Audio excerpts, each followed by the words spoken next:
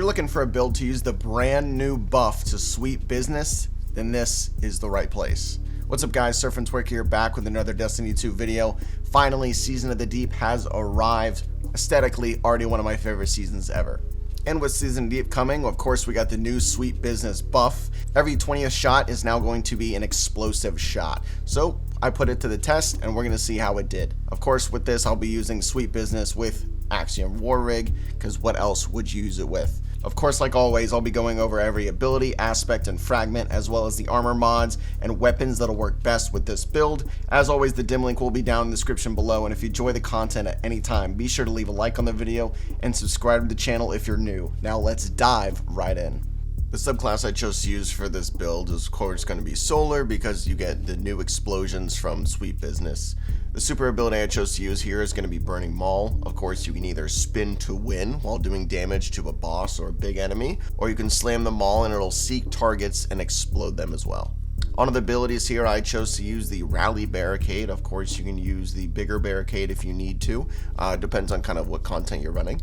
I chose to use Strafe Lift because I believe that is the best movement for the Titan. Of course, we're going to be using the Throwing Hammer here because it's going to be pretty important for one of our fragments later on. For the grenade here, I chose to use the Healing Grenade.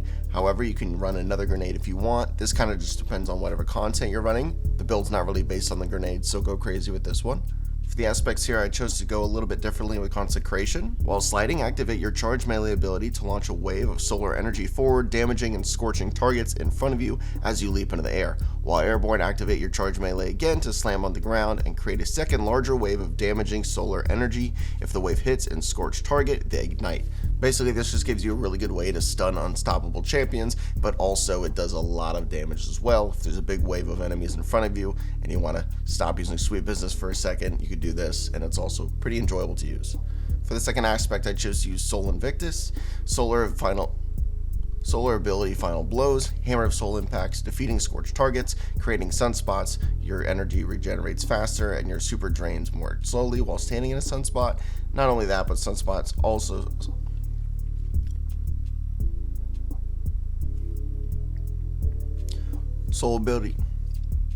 Solar ability Final Blows, Hammer of Soul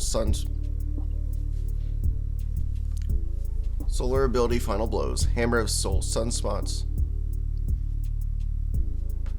Solar ability Final Blows, Hammer of Soul impacts, and defeating scorched targets creates sunspots. Your abilities regenerate faster and your super drains more slowly while standing in a sunspot. Sunspots also apply Scorch and deal damage to targets inside. Entering a sunspot applies Restoration. For the fragments here, I chose to use Ember of Torches.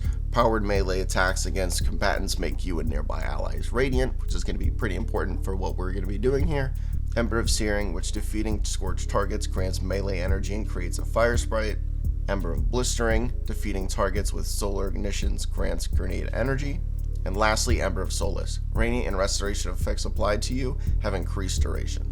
Now the stats, of course, that I'm going to recommend, I'm always going to recommend first Resilience tier 10, so you can get that 30% damage reduction. It's really important, especially for running endgame content.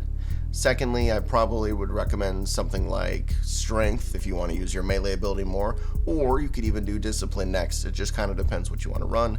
Also with this build, I do recommend running Recovery. That way you can get your health.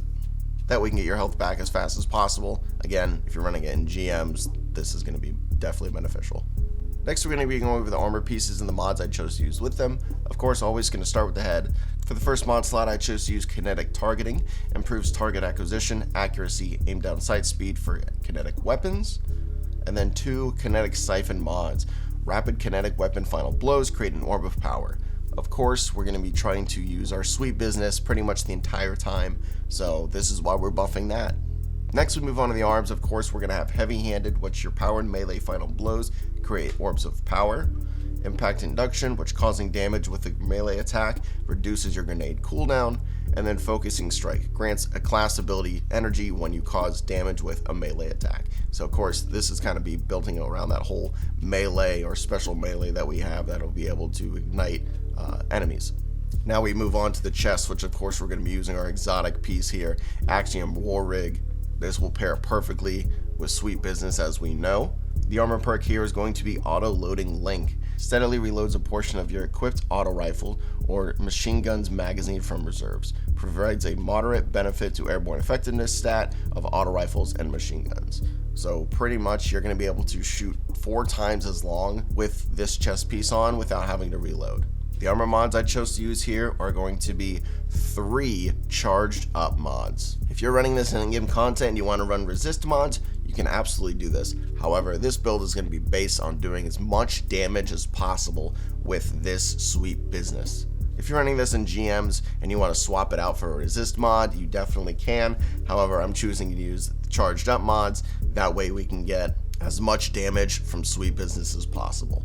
Which brings us to the leg mods here. I chose to use 3 kinetic weapon surge mods. If you want to run 2 and then run another one, I totally get it. For this build, I was just trying to see how crazy we can get, and we got pretty crazy. This gun is incredibly fun to use, and it is so much better than before. Lastly, we're moving on to the Titan mark here. I chose to use Reaper, which after using your class ability, your next weapon final blow spawns an orb of power. The Bomber mod, which reduces grenade cooldown when using your class ability, and then Outreach, which reduces melee cooldown when using your class ability. Next, I'm going over the weapons that I recommend using with this build. Of course, for the first weapon, the whole build is synergized around Sweet Business. Sweet Business is technically an auto rifle that is basically a minigun in your hands, and its intrinsic trait is Payday. Larger magazine, increased accuracy when firing from the hip. Picking up special or heavy ammo immediately reloads this weapon, which luckily we got war rigs on, so we don't really have to worry about that part. And not only that, it also has a special trait called Business Time. Sustained fire boosts range and rate of fire. So this gun absolutely freaking shreds through everything. The new version of the gun really did make it a lot better. I'm super excited to be able to use this in GMs later on this season. For your secondary, realistically, you're not going to be using it that much. However, I chose to use a shotgun just for something a little bit different. And if I need to get in somebody's face real fast, like a big boss or a champ even, I chose to use the 7th Seraph shotgun. This one's going to be solar. On this roll, I have lead from gold and vorpal weapon, just so I can take out champs maybe a little easier, or at least stun them depending on, what we have going on. And then from there, I want something fast that I can use for my heavy, so I use Hezon's Vengeance rocket launcher. Of course, it's solar as well. I got vorpal on it too. All in all, with this build, I definitely think that the Sweet Business is a lot better than before. However, it wasn't as strong as I was hoping it to be. I still will give this a try during GMs. However, I don't think it'll be the main gun I'll be using. With that being said, if you're not going to use Sweet Business in in-game content, this will be an absolute insane ad clear. So maybe I will be using it a little bit more than I thought I would.